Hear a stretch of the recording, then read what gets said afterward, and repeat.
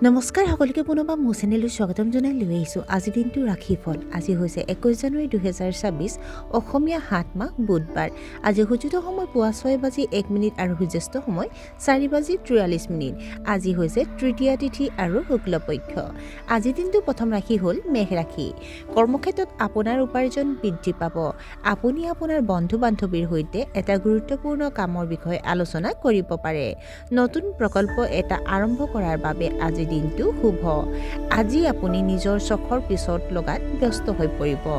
আপুনি আপোনাৰ শিশুৰ আজ্ঞাকাৰী আচৰণ দেখুৱাব। দিশ ৰাখি আজি হয়তো আপুনি পুৰণি ঋণ এটাৰ পৰা মুক্তি পাব।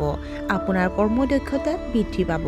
আপুনি বাকী থকা কামসমূহ পুনৰাৰম্ভ কৰিব পাৰে। আপোনাৰ পৰিচালনাৰ দক্ষতা শলাগ লোৱা হ'ব। আপুনি হয়তো আপোনাৰ জীৱনসংগীক উপহাৰ দিব পাৰে। মিথুন ৰাশি আপুনি হয়তো আৱেগিকভাৱে অলপ দুৰ্বল অনুভৱ কৰিব পাৰে। আপোনাৰ ব্যৱসায়ত যথেষ্ট লাভ বৃদ্ধি পাব। যদি আপুনি নতুন চাকৰিৰ বাবে সাক্ষাৎকাৰ লৈছে তেন্তে আপুনি সফলতা লাভ কৰিব। আপোনাৰ পৰিয়ালৰ সদস্যসকলৰ বিশেষ যত্ন লওক। পিতৃৰ পৰামৰ্শ গ্ৰহণ কৰিলে আপোনাৰ উপকাৰ হ'ব। কৰ্কট ৰাশি মানুহে আপোনাৰ কামৰ শলাগ ল'ব। আপোনাৰ ব্যৱসায়ত কিছু অসুবিধাৰ সন্মুখীন হ'ব পাৰে। উচ্চ ৰক্তচাপ থকাসকলে সমস্যাৰ সন্মুখীন হ'ব পাৰে। খৰখেদাকৈ সিদ্ধান্ত ল'ব নালাগে। মানসিক চাপৰ পৰা হাত সাৰিবলৈ যোগাভ্যাস কৰক। অপ্ৰয়োজনীয় চিন্তাত বেছি সময় নষ্ট নকৰিব। সিংহ ৰাশি আপোনাৰ সামাজিক কামৰ বাবে আপুনি হয়তো প্ৰশংসা লাভ কৰিব। নৱবিবাহিত দম্পতীয়ে হয়তো ভ্ৰমণলৈ যাব পাৰে। আপোনাৰ মনত নতুন নতুন ধাৰণাৰ উন্মেষ ঘটিব। আপোনাৰ পৰা মানুহৰ বহুত আশা থাকিব। আপুনি আপোনাৰ জীৱনসংগীৰ পৰা সমৰ্থন আৰু সংগ লাভ কৰিব। কন্যা ৰাশি আপোনাৰ সামাজিক স্থান উন্নত হ'ব। আপোনাৰ কঠোৰ পৰিশ্ৰমৰ বাবে আপুনি উৎকৃষ্ট পুৰস্কাৰ লাভ কৰিব। মূৰত সামান্য গধুৰতা ভাৱ অনুভৱ হ'ব। আপোনাৰ বৈবাহিক সম্পৰ্ক সুষম হ'ব। আপুনি হয়তো উৎকৃষ্ট কেৰিয়াৰৰ সুযোগ লাভ কৰিব পাৰে। আপুনি ভৱিষ্যতৰ পৰিকল্পনা কৰিব। তুলা ৰাশি আজি এই দিনটো আপোনালোকৰ বাবে এক অতি বিশেষ দিন হ'ব। আপোনাৰ ব্যৱসায়ত কিছুমান কাৰিকৰী সমস্যা থাকিব পাৰে, যিবোৰ আপুনি সন্ধিয়াৰ ভিতৰত সমাধান কৰিব। আমদানি ৰপ্তানি কাৰ্যকলাপৰ পৰা আপুনি যথেষ্ট আৰ্থিক লাভালাভ কৰিব পাৰে। আনৰ স্বাৰ্থত নিজৰ স্বাৰ্থক অৱহেলা নকৰিব। পেটৰ বিষ অনুভৱ কৰিব পাৰে। বৃশ্চিক ৰাশি ৰিয়েল ইষ্টেটৰ লগত জড়িতসকলৰ বাবে দিনটো যথেষ্ট শুভ।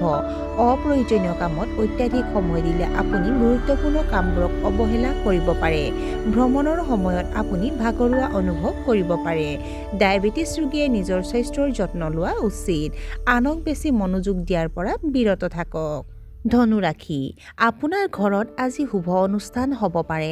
আপুনি হয়তো আপোনাৰ প্ৰতিভাৰে মানুহক আপ্লুত কৰিব পাৰে। আপুনি আপোনাৰ বয়োজ্যেষ্ঠসকলক সন্মান কৰিব লাগিব।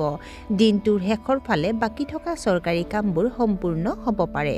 পৰিস্থিতি আপোনাৰ বাবে যথেষ্ট অনুকূল হ'ব। মকৰ ৰাশি ব্যৱসায়ত নতুন মানুহৰ লগত লেনদেন কৰাৰ সময়ত সাৱধান হওক।